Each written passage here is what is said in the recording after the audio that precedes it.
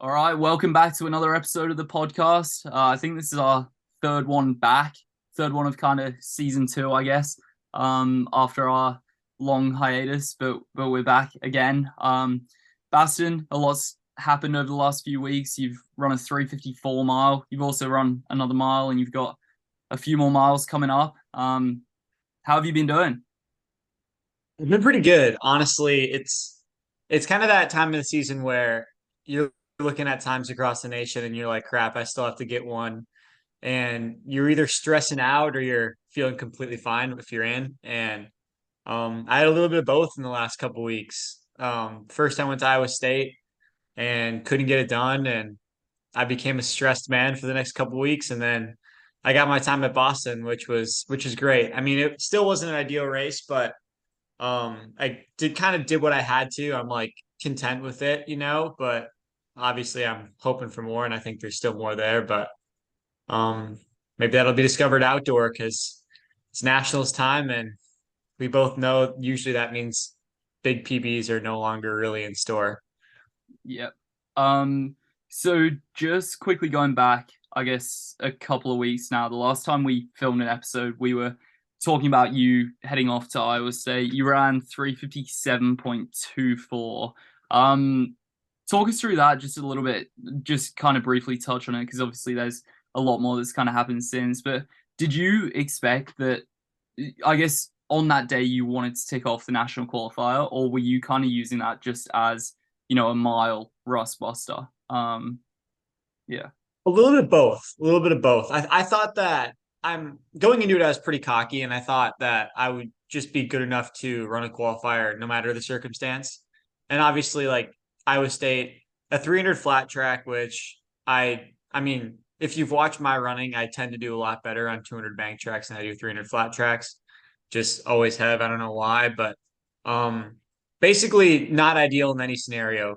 We did have a pacer who was slow, and then I mean it was a tough day. It was tough to do it. Nehemiah too and we had a lot of contact in that race. I still have a couple scars in my leg from it. Like we were Uh, just jostling for position back and forth, both making stupid moves that I really think did cost us like a second or two that day. Obviously, I ran much faster the next week, but it was just more of like it almost felt like it was like a rivalry race between me and two, and it didn't really seem like it was a race where we were going for time. Like we just ran it like we just wanted to beat each other, which can be good, but it's not going to get you a great time. So yeah. yeah. Going forward then to Boston, obviously I talked about the Boston track and how fast it is. For anyone who is watching this, you probably know my recent results. My opinion on the Boston track is forever changed after running 7:44 there. I went back 2 weeks later, wanting to go a little bit quicker. We'll touch on it more in a minute, but I went quite a lot slower. Going into Boston for you, I guess we'll talk about your race first. Um, how was training going? And did you think, obviously, you ended up running 354.89, number eight, I think, in the country right now, Yep. which is pretty wild. I don't know what it would have ranked last year. Honestly, probably fairly similar with how, Probably a couple places higher, like fifth or sixth, but yeah, yeah, yeah, pretty similar, honestly. yeah. Yeah. I feel like the top end this year and last year have just been really quite strong. Yeah. But Yep. going into Boston, training all going pretty well. Did you think kind of 354, 355, or even quicker? What was kind of your goal going in? Obviously, you wanted that national qual, but what were your thoughts? Literally, that was it. I just wanted a national qualifier. And the week up, I had this annoying tickle in my throat all week. And I was like, oh man, I feel like I'm coming down with something. Like, this is so annoying. And like, but it just never got worse. Like, I felt it the Monday before we went over to Boston. And the Boston race was on Saturday. And I was like, oh, I should be fine, right? Literally, Friday night, the night before the race, I feel terrible. Like, it's like it hit me then. Going to the bathroom, like, I'm feeling so bad, like I'm stressed and worried about it, and so I throw up, and I'm just like, I'm literally laying down in bed afterwards, and I'm like, I have no idea how I'm gonna run. This is, and I just, of course, this happens to me. Like you know the thoughts, just Yeah. absolutely terrible.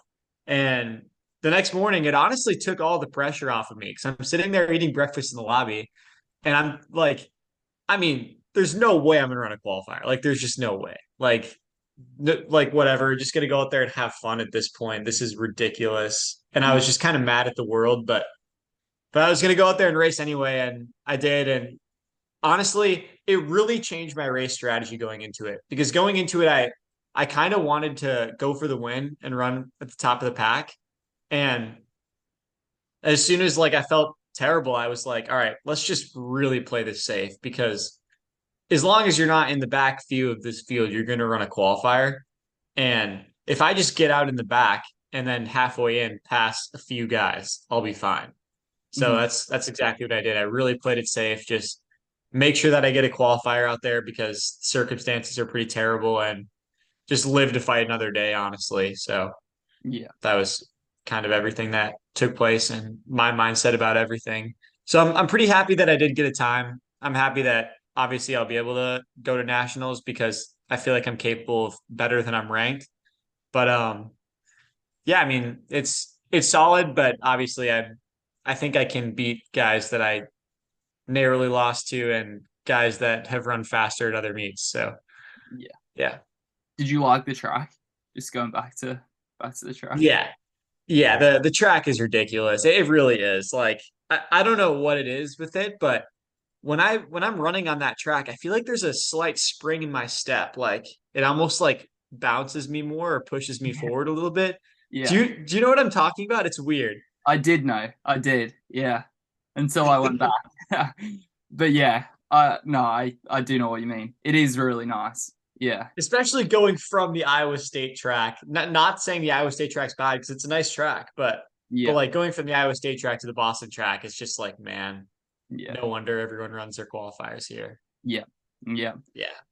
No, it's good. But anyway, that was my couple weeks. Got the qualifier after a lot of stress, but now we're just chilling, getting ready for conference. Meanwhile, you raced twice as well. You raced the same day at Boston that night, right? In Yep. the 3K. And then you raced a week later, just yesterday, or was it 2 days Uh, ago? 2 days 2 ago days ago. now. Yep. Yeah, 2 days ago. So talk us through that. Talk us through how both of those went and kind of what because I feel like a lot of the Fogdog fans are like, oh, Fogdog's a miler. When's he going to run the mile? But you've strategically been running a lot of 3Ks this indoor season. So I feel like for the most part, they know why. But talk us through just everything that's been on your mind and why you've been racing 3Ks and what the goal Yeah. was.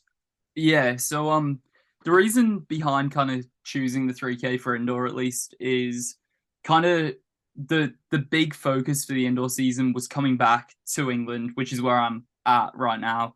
Coming back to England to race at the UK indoor champs in the 3K, trying to qualify for European indoors. The 3K qualifier is 7:44:00. 3 weeks ago now, I ran 7:44.14 as my season opener in Boston. And when I ran that, I thought this is going to be great. I'm going to run it, run another 3K, then head back to England. I'll get the qualifier under my belt and head back to England for British champs. Place in the top two, and you're guaranteed to make the team if you have a qualifier. So yeah, long story short, basically, I thought for qualifying for European indoors, my chances of making it in the 3K was stronger than my chances of making it in the 1500. And I thought it was a really kind of making European indoors is a really good kind of stepping stone competition to make an international team, basically. It's not like a world champs, it's not like an Olympics, it's not even like a world indoors, it's European indoors. So it's kind of one of those competitions that I was really focused on and I really wanted to qualify for. And when I ran 7:44:1 3 weeks ago, I thought ticking off that qualifier would be achievable. You can technically be selected if you've run under 750, I think, but you needed to have a world ranking and running well at British champs was kind of a big selection criteria. And it's really weird. Like, so I ran 7:44 and then straight after that, I got a bit of a cold that week. which is 3 weeks ago now, and I had a sore throat and I was a bit congested, but it was never anything major, and I didn't have to miss I didn't miss a day of training. Workouts were going all right. Obviously, I felt a little bit run down. I was tired and I was a little bit under the weather. But by the time I went back to Boston, same meet you raced in Boston, I thought I was good. I thought I was ready to go. I thought I was ready to run under 7:44. And Casey Comer, my teammate, was pacing. Alec Basten, your long lost brother or friend or cousin or some sort of relation, um, was he's also my teammate now. He was in the race as well, before he headed off to Australia for the World Cross Relay. And I thought that was going to be the perfect kind of chance to run that qualifier. And I got on the pace straight away, and we were meant to be going 4:06, 4:07 through the mile, which was a little bit slower than I had gone through 2 weeks earlier when I ran 7:44. So I was kind of thinking this will be great. I'll feel comfortable and I can kick down and, run something in the low 7:40s. Honestly, I thought on a good day I could be under 7:40. And I ended up being 4:10 through the mile. I was the one who got in behind the paces. And 400 in, I felt so much more tired, probably than I felt at the mile when I ran 7:44. And I ended up going through the mile in 4:10. And I knew well before that it was going to be a really tough day. But by the mile, I was really struggling. And I was 5:15 then at 2K. And I just completely had nothing. And I went backwards and closed terribly. I did give up because I knew that it was off and I wasn't going to run anything quick. So I kind of jogged it in, ran 8:07. But it was just like such a shock going from 7:44, feeling pretty good overall. Like it was hard. It was obviously hard. It didn't feel great the whole way, but it felt relatively so much easier than when I ran 8:07. So that was quite annoying. And a bit of a kick in the stomach, I guess. But I came back to England for British Champs, and I still was confident. I was just putting that down to sickness. I thought British Champs, if I can have a good run, I'll be in the top two. And I could still get selected. But I've just been feeling so tired. And in the week leading up, I flew in, got to England on the Monday, and I was going to be racing 6 days after on the Sunday, a couple of days ago now. And the whole week leading up, I was just feeling tired, but I was trying to be really positive about it. And I was trying to talk myself into it. And by the time race day came around, I was like, all right, I'm good to go. I still woke up. I'd slept for 9 or 10 hours, and I knew I'd slept a lot, but I wanted to have a nap. I've just been really weirdly tired, but I don't want to use that as an excuse. But if I don't use that, I don't know what else I can pull out the bag. So anyway, turned up to race. And in my head, deep down, I kind of always knew I hadn't been feeling quite right. And reasonably strong field, but nothing ridiculous. I thought on a good day, I thought I could win. I thought almost in no world I should be outside the top two, to be honest. It seemed like it was going to be you against James West. Yeah. James West was the only guy going in with a qualifier. He'd run 7:42. It was then you battled him a few times back in the NCAA. So probably. Yeah, I think you raced him at indoor nationals. I think, maybe. Or it might have been maybe using the other heat. I don't know, but yeah. But he was the big kind of guy going into it. He was the one guy with the qualifier. He'd run 7:42. Then on PBs, it was me, 7:44. Then Jack Rowe, who'd run 7:46 the week before British Champs. And then after that, it kind of dropped off down to, I think 7:54 was the next fastest PB. So I kind of thought, based on that, I should for sure be in the top three, even if I don't have a great day. And I had the same thing happen, 200 in. We went through probably 32 and then 64. We were 209, 210 through 800. Um, Nothing that quick. I think 419 through the mile. But I just felt flat out and went backwards. I mean, I was fairly consistent. Like I was running, I think my first K was probably 242. And then I kind of picked it up a little bit for the 2K after that, but I just had nothing. And I ended up running 8 flat to come sixth. I was actually seventh over the line, but then Jack Rowe got DQ'd, so I was sixth. Oh, wow. Yeah, and it just wasn't good overall. I mean, I was speaking to Alfie Manthorpe, who runs the Trackstar page, and he had a really good run. He beat me. He ran 7:56, which was a good PB for him. But I was kind of saying to him, like, I just can't work it out. Like, I just have gone from 7:44 3 weeks ago to struggling running 8:07 and then struggling running 8 flat. And sixth at British champs, like when you look at it on paper, I guess is like, it's a reasonable result, but a lot of people didn't run it for one, and I know that I should be higher than that. And I wanted to make the European indoor team, which I now haven't been selected for, understandably. I mean, I've run pretty poorly the last couple of races, so yeah, that's the way it has been for the last couple of races. But I guess now we'll have to just bounce back for our outdoor. Yeah.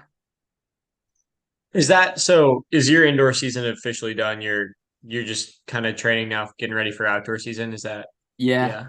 Yeah. Okay. So if I ran well at British indoors, I think, being in the top two, I think I would have had a reasonable chance of going to European indoors, which is in probably another 10 to 12 days from now. Yeah.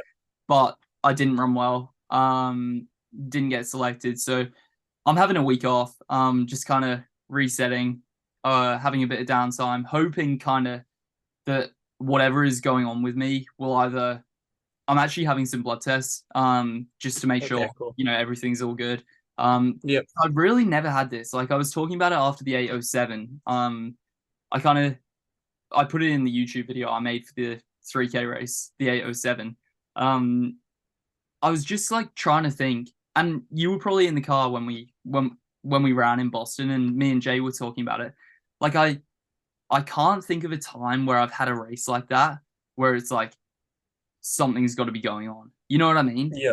I've had Yeah. bad days. Like I've had days that I'm not like completely happy with, but I don't have like bad days. You know what I Yeah. mean? You never blow up because, like, I'm trying to think. Last year, your worst race at Drake was probably the 342 at Drake Relays 341. Yeah. at 341, and that's like 341 is not bad.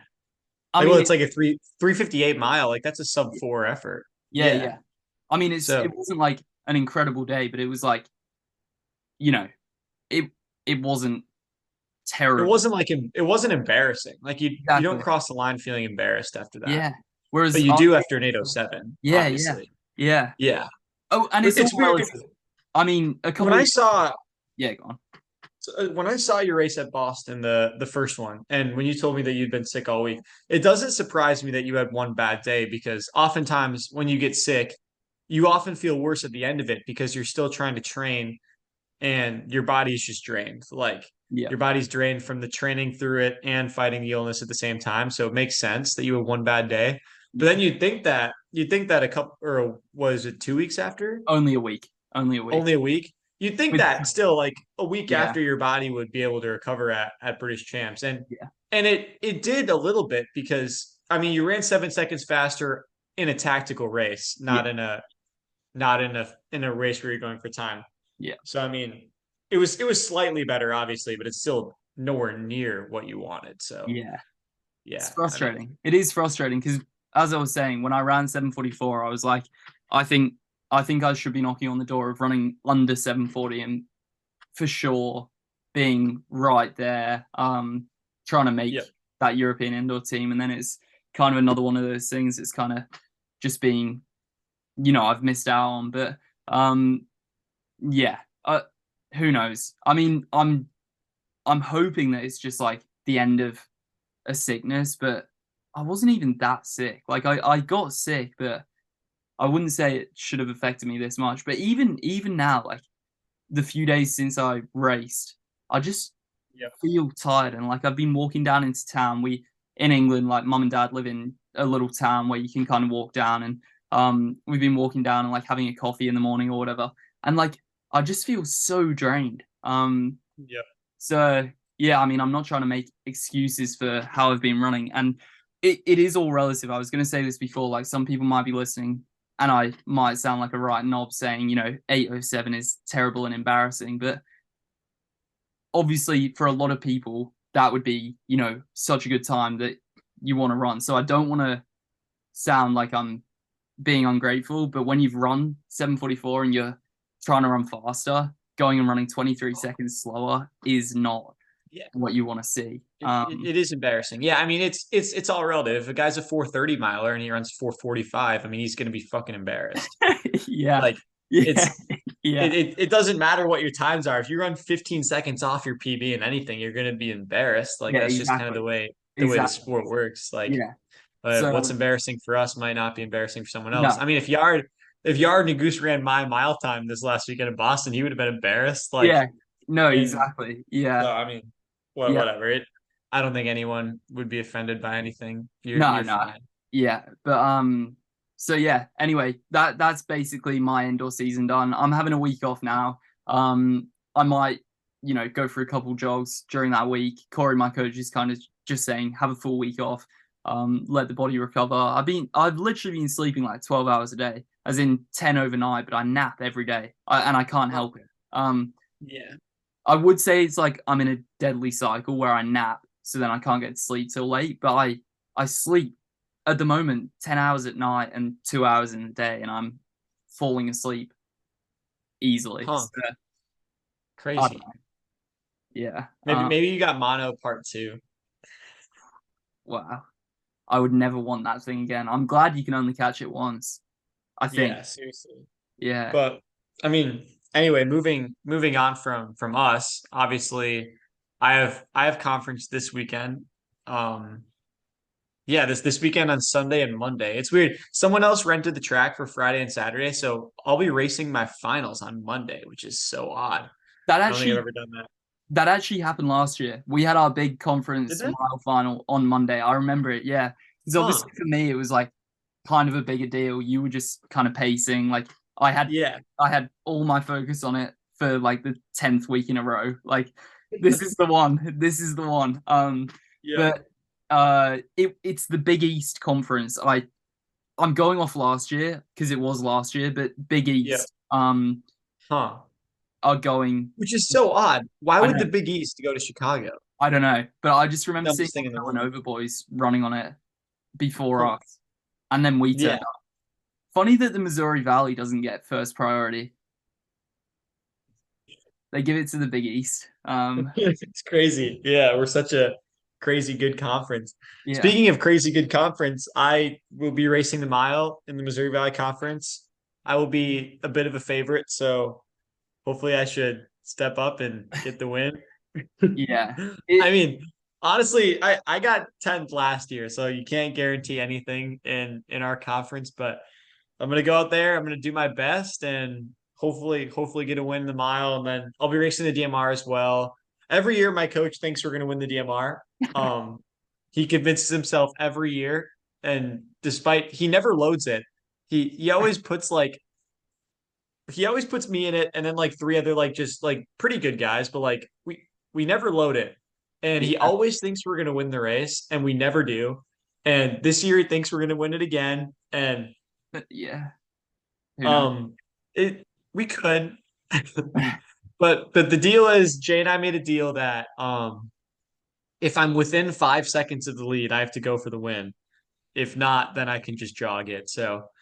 Um True. So yeah, we'll see where I get the baton, and if I have a chance when I get the baton, and if I do, I'll obviously go for it. And it'd be great to get a win in the DMR because we never really have at conference.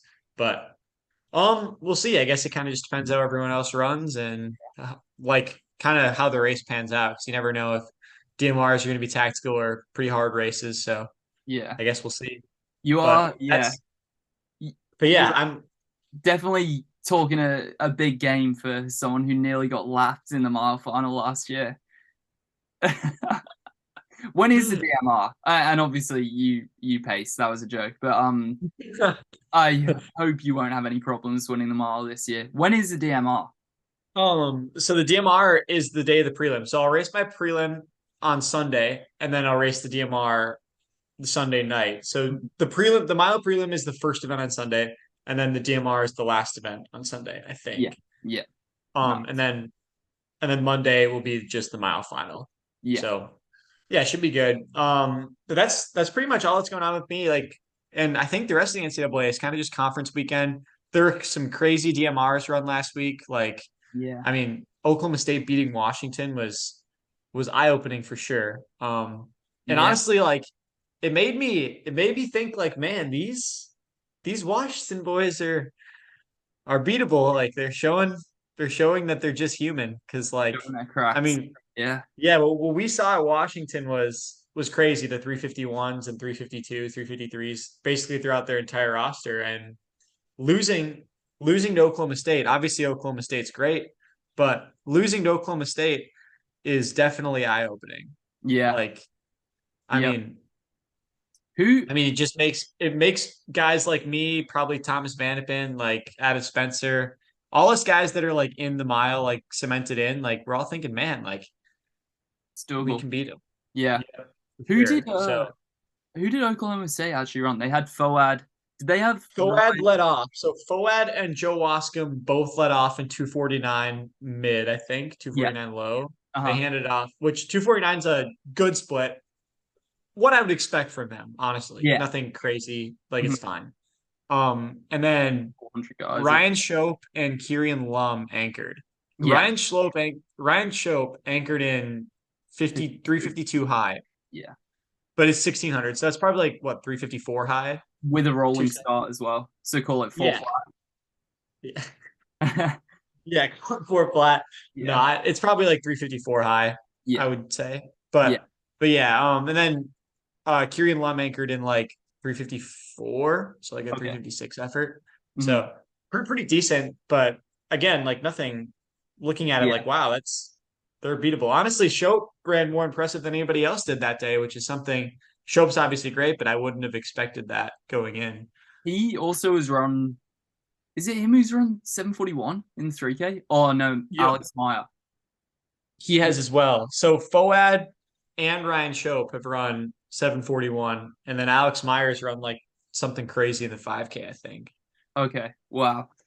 Yeah. Um, so yeah, There is Oklahoma some State's serious strength in the NCAA right now. And I feel like Washington and Oklahoma State over like the mile 3K and 5K included as well, probably like they've got to be they've got to be the strongest with then yeah. NAU, I guess, having like some solid milers in 3K, 5K times overall.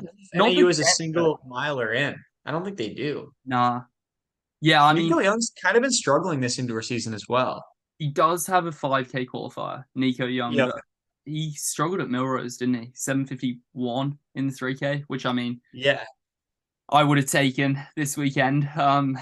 But Yeah. I mean, speaking of just other pro results, I mean, yeah, like ending in the DMR first. It's taking seven or not seven, 923 to qualify in the DMR this year. Last year was 930.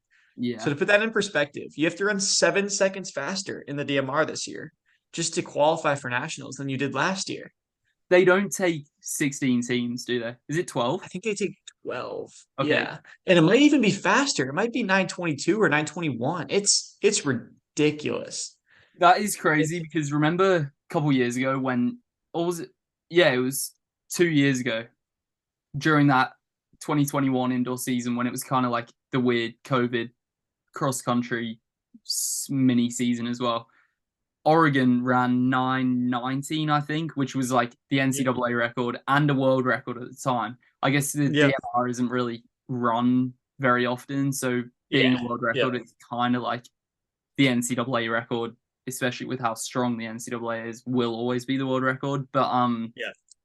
But yeah, they ran 9:19, and that year it was probably like 9:35 to get in, not maybe slower. Now it's Yeah. yeah, I mean, struggle. ridiculous, ridiculous. Yeah, But yeah, like, and then speaking of just other results across the world, really, we had the world record broken in the 3K, which is yeah, holy crap. What, 23. 7:23? Yeah, All right. I mean, I would he have didn't taken even that look again as well. he didn't even look tired afterwards. I mean, if any race has made me like raise my eyebrows and a little bit suspect, it's that one. Yeah, That he's is a steeplechaser, isn't ridiculous. he? Germer. He's usually. I think the weird thing about that was like watching that. It was like I actually got it up on a live stream. Because I was watching the 1500. Jakob ran in the 15 that night as well, 3:32, which is like you, not really surprising for him. It's kind of Too like bad for him, to be oh honest. yeah, yeah. But I was watching that, and Germa, I think no one really expected it because he's a steeplechase guy usually, and obviously, if you're a good steepler, you're gonna run a good 3K. But if you're running a 3K world record, like it shouldn't be a steepler doing that. You know what I mean? Yeah, it should not be. Like usually like you do steeple if you're a great runner but not quite good enough at anything else to like make the Olympics and anything else kind of thing. Yeah, Like generally that's just kind of how the steeplers work, but I mean, Gurma is just ran a world record in the 3K. Didn't even look tired doing it and beat the what the guy who got third in the world championships last year in yeah. the Mo 1500. Katir, who ran Yeah, 7:24, I think.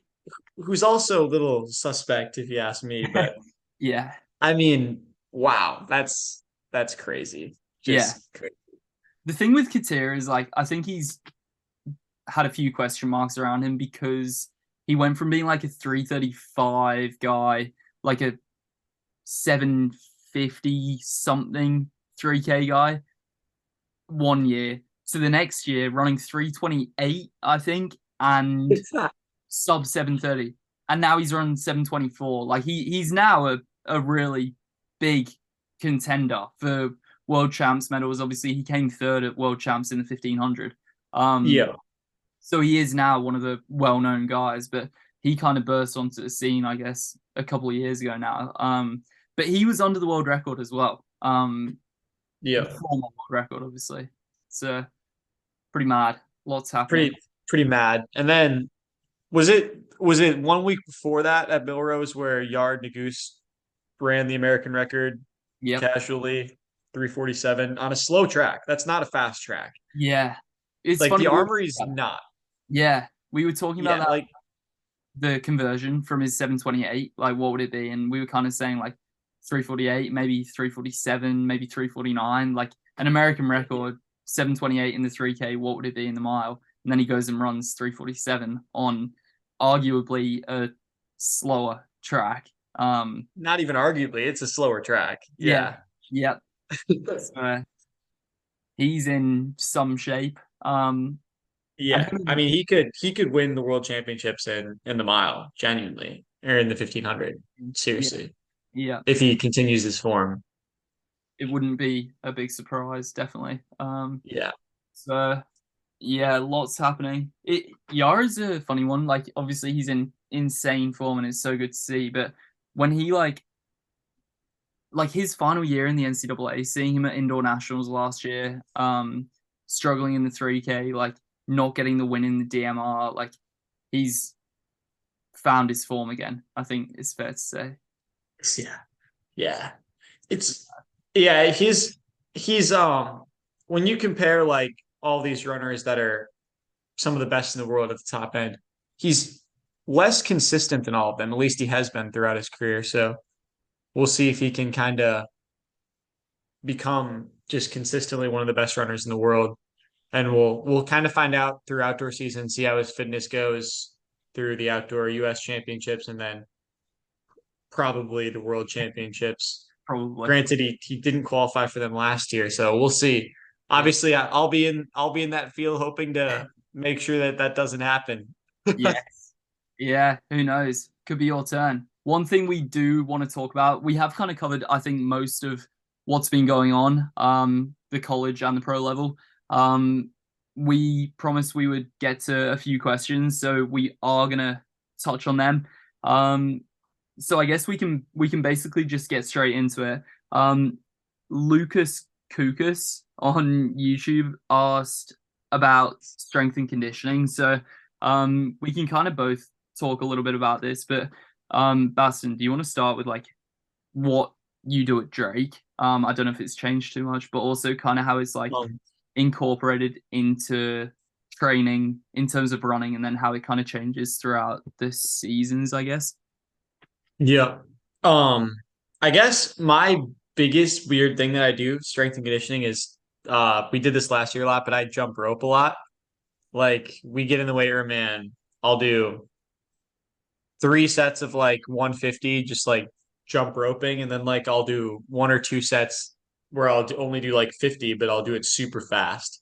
And so that I think that just like helps you work on turnover, like simulate moving fast and like yeah, like the motion's supposed to be good for your natural foot speed, and the jumping is good for your natural foot speed. And so I really like doing it. I feel like it's pretty beneficial.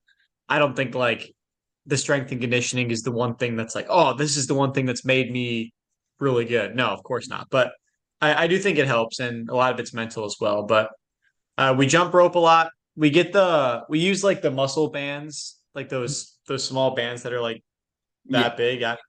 Yeah, do a lot of like monster walks with it, like where we're just walking sideways, walking forwards and backwards, even doing some like just raising your legs, like running motion legs with it. And then just dumbbell, barbell squats, like normal stuff. Like we don't do anything crazy, but and I don't think gym is something where I go into it saying, okay, I'm gonna like really go hard. Like a hard effort workout. No, I don't think that's the case. I think you're just kind of working so that hey, like we're building strength to prevent injury. We're building strength so that when we're kicking at the end of a race, we can maintain form a little bit. And we're building strength so that hey, if we're having a bad day and we're dying, we're not going to die quite as much because we have that strength and that from the gym. So I think that's kind of the main stuff I do in the gym. Um I don't know how it's changed since you've gotten to Under Armour, but yeah, what do you guys do? Yeah. It's fairly similar, honestly. Like I feel like unless you're doing a ridiculous amount of gym and you're lifting really heavy as a distance runner, I feel like you can't go too far wrong with it. Um, you're doing it twice a week, yeah? Yeah, once a week on race week, twice a week outside of race week. Yeah, Yep. that's pretty similar to us as well. Um, we were kind of on throughout like the fall and the winter, we were on a 9 day cycle. So in that 9 days, we'd kind of have like two hard workouts and then a long run, which was like a long run was always like a workout as well. So we do a progressive long run that kind of turned into a workout. So on our 9 day cycle, we had two relatively hard lift days. And now now that we're racing again, we've gone back to kind of the standard week cycle. 2 workouts a week with two lift days that kind of come after workout days. But they're really nothing like you don't leave the gym feeling like you're completely wrecked. I don't think that's the point at all. Um, they're usually on easy run days, and I don't even know. It's fairly standard stuff. We have a strength coach, Carrie. She's been really good. Um, but it is all fairly standard stuff. We do squats, we do a bit of calf stuff, we do a lot of glute stuff. A lot of focus on uh kind of like working both hips and glute muscles and kind of like learning to I guess co-contract them it's called so that when you're in a race and you're trying to keep your stride going and keep your form good as you're getting tired your glutes and your hips are quite good at continuing to propel you forward and the one big difference actually from college to, I guess, going pro and having a professional strength and conditioning coach, like there's always a purpose to our gym sessions, and they do vary a little bit kind of based on how we're going and what like the goal of the lift is. But in general, the strength training is all focused on minimizing ground contact time and increasing your stride length, but keeping your turnover quick. Mm-hmm. Um, Yep. so driving your hips forward, it's all everything we do is basically targeted at that. So when you're hitting the ground, you're quick off the floor, off the ground, and you're able to drive your hips. You're able to keep your stride length long. So it is all pretty standard. We've been incorporating a bit more like medicine ball kind of stuff, like the big soft ones, and like pushing Yep. forward and like working on hip stuff where we're really propelling forward and like getting momentum forward, so that I guess our bodies are like more used to that. And I think that's definitely been helpful. But it is no kind of magical potion. Doing a bit of gym isn't gonna like turn you from whatever you are to some superhero runner overnight. Yep. It's kind of, yeah, it's one of those things that probably helps, but it's also good for strength, for injury prevention. um I think like a big important thing that you said during that is that like while we do like take gym seriously, you don't want to tire yourself out because obviously when you're training, running is the most important part of your training. yeah, And so you don't want to hinder like if you have a gym workout and let's say you have a running workout, like a hard workout the next day and you're in gym, you don't want to hinder that workout based on what you did in gym. no, So like while you're going to work hard in the gym like a little bit, you're not going to make yourself to the point where you can't walk because then how are you going to have a good workout the next day? yeah. And Like actually, wow, yeah. funny you say that, because I think nowadays we never have a workout the next day, or at least something weird would have to happen for us to have a workout the next day after gym. But I think at Drake, pretty much always you work out the day after gym, right? Yep. Literally every single gym workout we do, we work out the day Yeah, after. yeah. And Yep. I mean, maybe some days at Drake I would like feel a bit tired during workouts, but I wouldn't put that down to like going hard in the gym. You know what I mean? Yeah. Like you work out, you can run 20, you can probably run 23s for 200 at the end of a workout. Like gym is not taking away from running. And I don't know if Yeah. like coaches would disagree with that and want you to like leave the gym tired, but I think if you're starting out in running and you're trying to incorporate a bit of gym, take it fairly easy. Yeah. Yeah. As long as you're not overdoing it, I don't think you can go too far wrong with the gym. Um, Another kind of training related question from Justin South, um, is talking about basically threshold and tempo work versus kind of race pace, and speed work.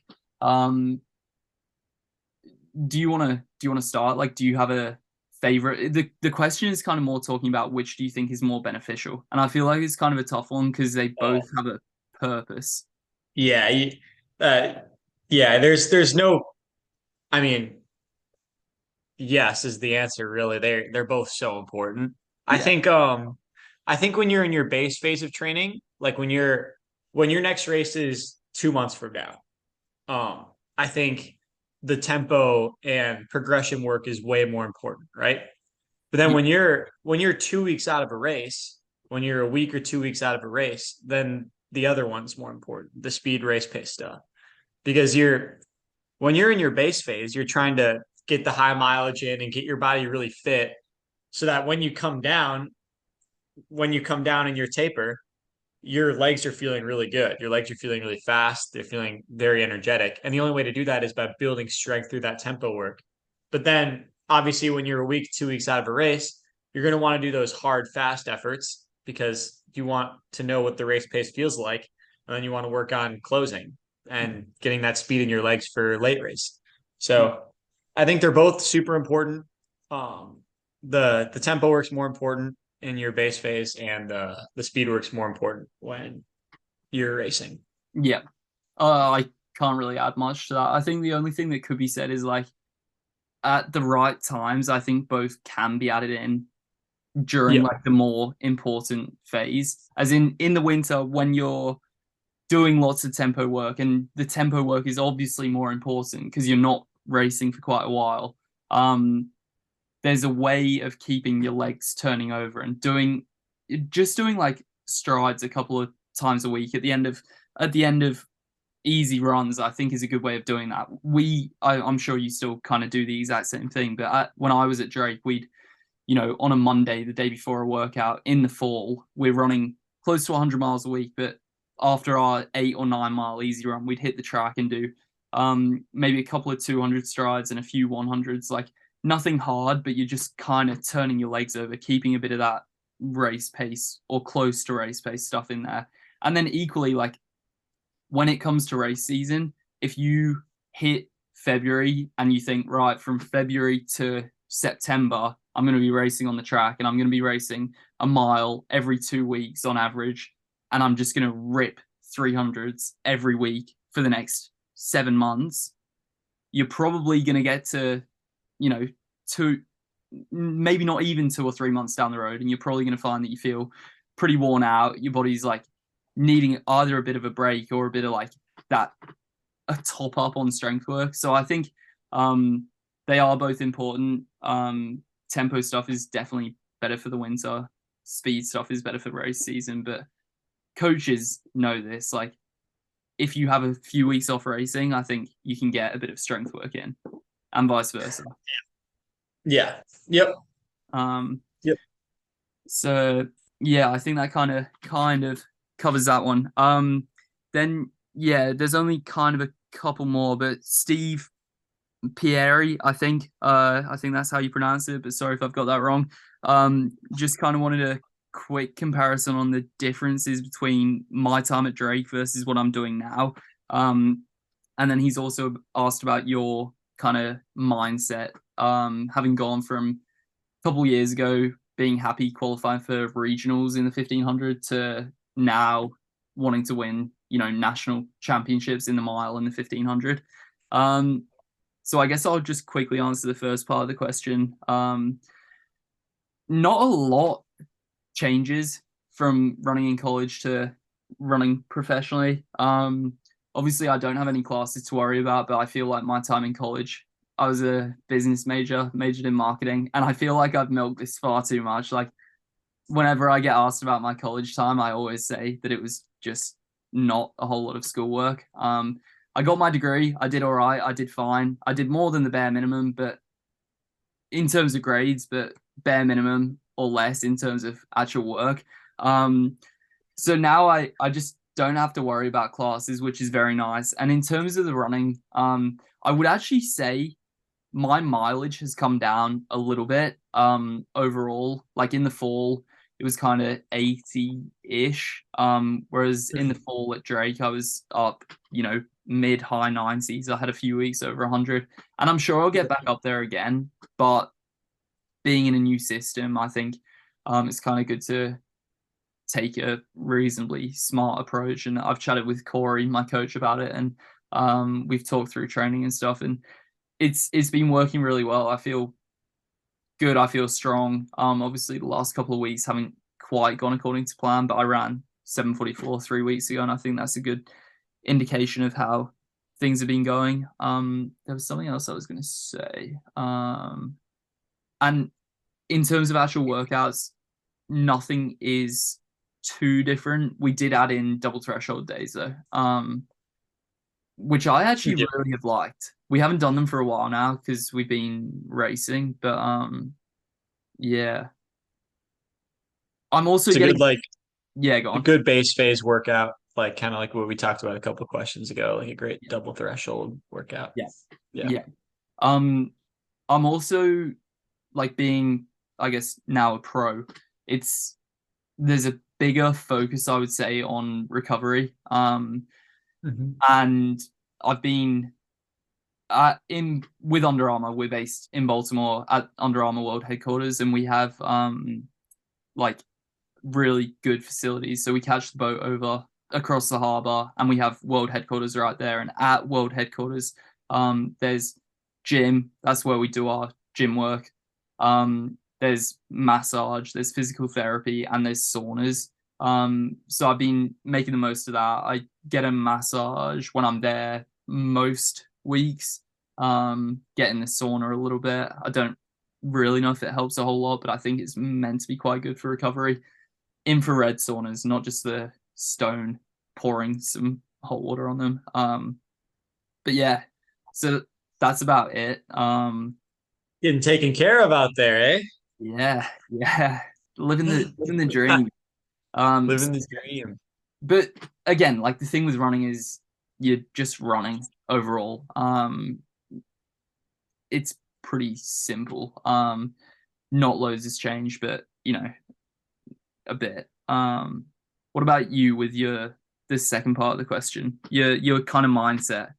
I feel like you've always had a really strong mindset, but how's that kind of changed going from I've always region? been confident in my own abilities. Yeah, Whether or not I've reflected those results, I've always been confident about my own abilities. But I think I think what the biggest thing that changes is your race tactics due to your expectations. So like the first time I made the national final, I was like, all right, I mean I'm here. I'm just gonna go out in the back and kick down as many guys as I can in the last 400. yeah, And now with if I'm making the national final, there is no way I'm going out in the back, right? Like I'm gonna get out mid pack and then try to kick my way down. So you're still implementing the same strategy where you're getting out somewhere and kicking down guys in the last couple laps because that's the way that I've always run. That's the way I like to run. yeah, And I'm a kicker, so that's what kickers do. yeah, Um, but it's more of like what position you're doing that from, right? So um before I was happy to kick from the back because I mean I was happy to make it there, right? And yeah, now I'm no longer just happy making it there. I'm gonna get in the middle of the pack and kick down guys from the middle instead of from the back. But honestly, all that really depends on how the race goes out, right? Like you have to think things through beforehand. And if it's going to be a jog fest, do you really want to be in the middle of the pack? Like, would you rather be up front, find yourself on the rail, box yourself in? Like, there's so many things to think about when you're championship level racing. Like when you're running three guys wide, hey, you'd almost rather be a couple spots back, but have room to maneuver around. And yeah, so yeah, there's a lot of things to think about, and that'll be kind of something we talk about more when the nationals heats get announced, and we talk about like kind of just my race strategies going into nationals. But yeah, there's a lot of things that runners really do have to think about, especially in these championship level racing. You're not time trialing anymore, where you just get on the line somewhere and then just try to hang on, right? Like that's not what championship level racing is. You really have to just be super efficient. Like the most efficient runner generally wins the race. Like whether and Mario Garcia Romo did such a good job of that last year. Like in that tactical final, he always found himself in the rail, yet he always found himself in a spot where he could move around yeah, and he was leading going into the last lap. And even though I was probably sprinting much faster than he was, I was in the back trying to get around seven guys on the outside. I was probably running, I don't know, 20 more meters than him. Like yeah, that's something that I mean, he won due to his tactical awareness, right? So I think that's the mindset thing that changes over the years is that you get more intelligence when it comes to those tactical things. But yeah, really the strategy stays the same. You're just trying to do it at a higher level. yeah. No, it's interesting stuff. But yeah, no, I think you've kind of covered that pretty well. One thing I think about your mindset is from when you first arrived at Drake, like on one of our first runs together, I'd run 340 for the 1500 when we first turned up, and you were what, like a 410, Or 12. 412 guy, 412 mile.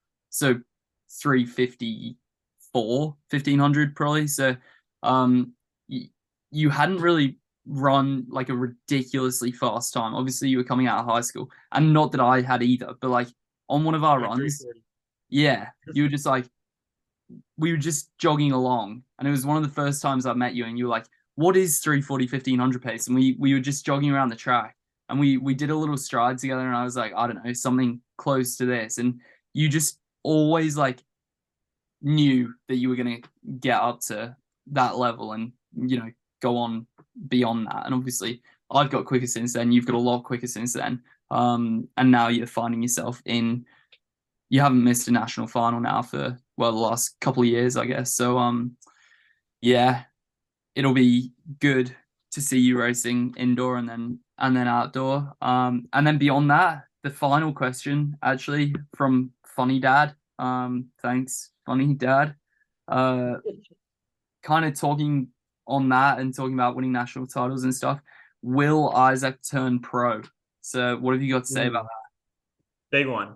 The answer is yes. It's more of a matter of when, right? So like this I still have one more year of eligibility left after this because everyone in the NCAA can be 50 and still run. that? Yep. So we'll see if I use it. It right, it's a value thing. It's kind of similar to what I was just talking about in the national stuff, except it's a different topic. But like, no matter where you finish, right, you got to think, where's my value right now? Like, and as you get older, right, the older you sign, obviously your value drops a tiny bit. But then it's like, all right, do I think that if I spend one more year in NCAA, I can raise my value enough to make that age thing worth it? So, um, yeah, it just depends how you finish at NCAA championships. Obviously, depends which clubs reach out, which brands have interest in me, and yeah, take it from there, right? Like obviously, like those discussions have started a little bit, but I have no idea what I'm going to do yet. We'll see what happens, and I think that'll be the kind of thing that right now I'm just kind of focusing on, hey, like let's do really well indoor. And then maybe during that little break we get in between indoor and outdoor, I'll kind of um, do have more of those conversations and figure it out. Spring break, the break between indoor and outdoor. Yeah. Last year we had a great time in Boulder. You going back? Oh yeah. Yep. Round three in Boulder. Round three in Boulder, baby. It'll be super fun. I'm so excited. It's definitely my favorite week of the year. So Yeah. I cannot wait. Good fun. Yeah. Wow. Mad that a year ago we were thinking about that. I guess yeah, a couple more weeks and then spring break. Yeah. Yeah. So that kind of covers pretty much everything we plan on talking about. As always, if you do have questions, drop them on the YouTube video. I don't think you can comment on Spotify. I don't even know. Like, yeah, I know the podcast goes up there, but it's YouTube and Spotify. One day we'll get around to somehow figuring out how to get it on other platforms. But comment on the YouTube video if you do have questions. And we'll aim to get to them, if not every podcast, and kind of at the end of every couple. Yeah. Anything Yeah. else? No, I think we've covered it all. Thank Sweet. you guys for listening, and we'll get another video out in the next couple weeks. Perfecto. Thank you, everyone.